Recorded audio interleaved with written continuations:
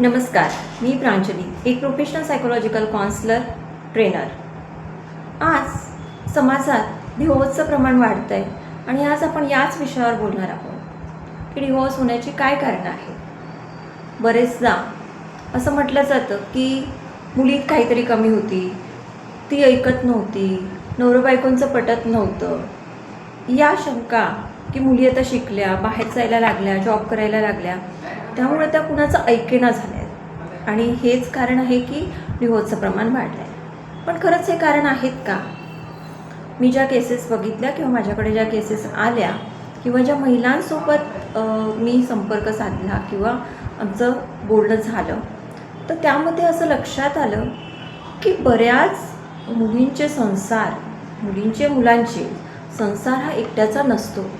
संसार हा नवरा आणि बायको या दोन्ही व्यक्तीचा असतो.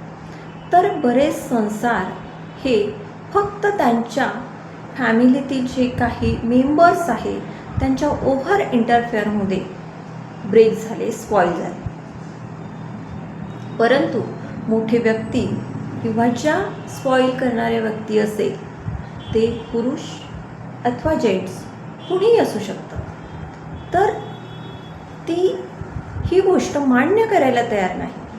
पण आपण काही उदाहरणं मी तुमच्याशी शेअर करते की एक मुलगी आहे, तिला एक सिंगल सासू आहे आणि एक नणंद आहे. नणंद खूप चांगल्या घरी पडलेली आहे, सुखसोयीने उपलब्ध आहे, सासू ही मॉडर्न आहे, नवरा IT कंपनीत आहे, तीही उच्च शिक्षित आहे, तीही स्वतःचं एक प्रोफेशनल काम करते. परंतु नंदेचा आणि सासूचा अति इंटरफेअर, म्हणजे नंदेचं भावाला प्रत्येकदा विचारणं की काय जेवलास, कुठे गेला होता, मग आज तुझी बायको काय करतीये, मग तुम्ही इथे जाऊ नका, इथे जा, हे छान ठिकाण आहे, ते छान ठिकाण आहे. जर तुम्ही नवरा बायकोंचं त्यांचं नवीन लग्न झालेलं आहे, त्यांना ते स्वातंत्र्य दिलं की तुम्ही ठरवा. जर त्यांनी विचारलं तर तुम्ही 1-2 स्थळ सांगा, पण बेटर वे की तुम्ही सर्च करा. मी ऐकेवा तेवढेच आहे, पण आता छान असतात, तुम्ही ठरवा दोघं मिळून, असं म्हटलं तर त्यांच्या संसारात तुमची लुडबुड होणार नाही. परंतु आपण तसं न करता की त्या मुलीला तू महिन्याला किती पैसे देतो, ती तिचा पगार तुझ्या हाती देते का, की स्वतः किती खर्च करते, ती हॉटेलिंग करते का, तिचे ड्रेसेस ती ब्रँडेड घेते की साधे वापरते, ती आईसोबत कशी वागते, मग ती तुला मान देते का, एक ना असंख्य प्रश्न आपण आपल्या भावाला विचारतो आणि त्यामुळे संसारामध्ये एक वितुष्ट येतो. भावाला कळत नाही की बहिणीला तो सहजतेने सांगतो, पण बायकोला ती गोष्ट पटत नाही की आपली नणंद आपल्या संसारामध्ये का ढवळाढवळ करते. माझ्या संसाराचे निर्णय हे मला घ्यायचे आहे, मी शिकलेली आहे, जाणते, तर डिसिजन्स मला घ्यायचे आहे. मग नणंदबाई का मध्ये बोलतात, हे झालं नंदेचं. बऱ्याच ठिकाणी सासूंचं असतं की माझ्या मुली माझं सर्वस्व आहे. त्या उघड बोलतात की मुलींची सर सुनेला येत नाही. मुलगी जेव्हाच तुमची मुलगी होईल ज्यावेळी तुम्ही तिला आईची माया द्या, कारण ती एकटी बाहेरून आलेली आहे. तुम्ही तिला समजवून घ्या. तुम्ही तुमच्या मुलीवर जेवढं प्रेम करता तेवढं कदाचित करू शकत नसाल, पण तिच्यासमोर की मुलीची सर सुनेला येत नाही असं म्हणून तिचं मन दुखवू नका. यामुळे तुमचाच तोटा होतो. तो कसा काय?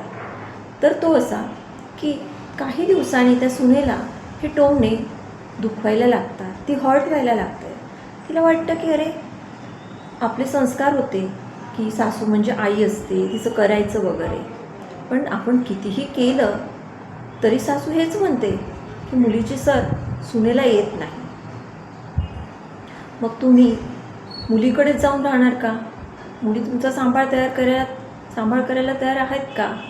हा प्रश्न तुम्ही तुमच्या सुनेला टोमणे मारण्याच्या आधी आपल्या मुलीला नक्की विचारा. त्यानंतर सासूंचं बरेचदा असंही होतं की माझ्या मुलाला मध्यंतरी एक रीलसुद्धा खूप व्हायरल झालेला होता आणि त्या रीलचं असं होतं की आपण जे बघतो आहे की सून हे प्रत्येक गोष्टीत मुलाला इंटरफेअर करत होती की तुला चहा हवा आहे का, मग तो चहा ती स्वतः त्याला नेऊन देणार. ती म्हणणार आतमध्ये जाऊन ती सांगणार की बेटा थोडा चहा ठेवते का गं, आणि तो चहा घेऊन यायला ती सुनीला येऊ देणार नाही, तर ती स्वतः घेऊन येणार आणि मुलाला म्हणणार की चहा मी तयार केला. त्यावेळेस त्या सुनीला काय वाटत असेल? नंबर 2, एखादी गोष्ट माझ्या मुलाला माझ्याच हातची आवडते, हा अट्टास कशासाठी? तुम्ही ती गोष्ट तुमच्या सुनीलासुद्धा करायला. ज्यावेळेस तुम्ही त्यांना एक स्पेस द्याल त्याच वेळी त्यांचा संसार उमलेल.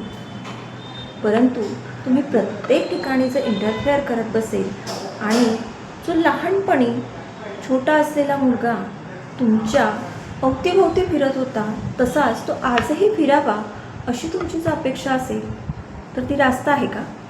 नाही ना. मग आपल्या मुलाचा किंवा मुलीचा संसार आपल्याला जर वाचवायचा असेल, तो सुखी करायचा असेल, तर त्याचे काही नियम, काही तंत्र आपण नक्की पाळायला हवे. ते नियम आणि तंत्र कुठले हे आपण पुढील व्हिडिओत बघणार. तुर्तास इथेच थांबूया. धन्यवाद. आणि हो, प्रांजल माइंड केअर या यूट्यूब चॅनलला जर तुम्ही सबस्क्राईब केलं नसेल तर चॅनलला नक्की सबस्क्राईब करा. व्हिडिओ आवडल्यास लाईक करा. तुर्तास इथेच थांबूया. धन्यवाद.